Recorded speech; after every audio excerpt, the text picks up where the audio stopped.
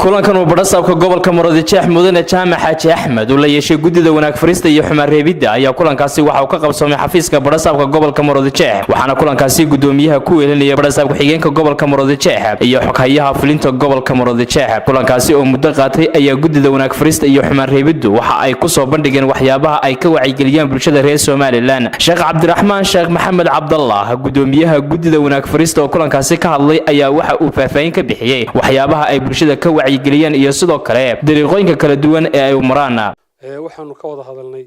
dhibaatooyinka iyo anshax xumada iyo waxyaalaha ka jira amniga xaqiisa waanu isla qaadanay waxaan ilaahay ka baryaynaa inaan ilaahay inuu inoo fududeeyo gudoomiyahana waxaan ugu duceynaynaa ilaahay xilkeena uu ku asturo waa xil weyn weeye oo dadkoo la islaaxinayo wax sahlan maaha ilaahay waxaanu ka baryaynaa naftiisa iyo nafteenaba ilaahay inuu islaaxa inoo waafajiyo isagana ilaahay xilka ku asturo u fududeeyo innaguna waxaanu ku dadaalaynaa inaanu si joogta ula soo xiriirno oo u sheegno sidii wax looga qaban lahaa dhibaatooyinka iyo anshax xumada dalka taalo khaasatan xaafadan Maroodijeex dadweynahana daawayna waxaan ka codsanaynaa markii horena iyagana la shaqeyn jiray iminkana waxa wadanka ooda soo goostay khamrigii xashiishadii inamadii yaryar baa la baraya hablihii baa la baraya dadka noocaas oo kala waxaan ka codsanaynaa kuwa iibshamaha kuwa mainka kuwa waaweyn ee lagu soo rogo ee la keeno inaad noo soo sheegtaan garyaqaan Maxamed Deeq Cabdi Muuse xoghayaha fulinta gobolka Maroodijeex ayaa waxa uu ka warmay kulankan waxyaabaha lagaga hadlay oo u daarnaa wacyigelinta dhalinyarada kooxda ah adkeynta xaaladda guud ee amniga ee gobolka Maroodijeex iyo wacyigelinta iyo la dagaalanka mukhaadaraadka iyo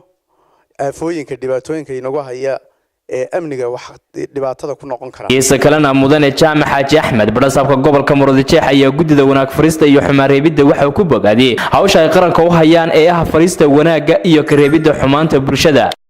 waxa tiin dadka runtii ka shaqeeya wanaaga iyo khayrka waxyaabaha runtii lidiga ku ah nabadgelyada waxa kamid ah anshax xumada iyo mukhaadaraadka runtii labadaba aad ku hawlantiin sidii loo suulin lahaa insha Allah taala aad iyo aad baan idinku mahadnaqayaa ajiibitaanka maanta soo ajiibteen shirkan waa shirkeenii ugu horeeyay ka gudoomiye ahaan aan shaqada xafiiska aan ku cusubhay aadna waan idinku mahadnaqayaa inaynu iska kaashano hawlaha amni iyo sidii aynu suulinayaan anshax xumada iyo dhammaan hawlaha runtii muhiimka ah yaala gobolka oo dhan inuu iska kaashano aad baan idinku mahadnaqayaa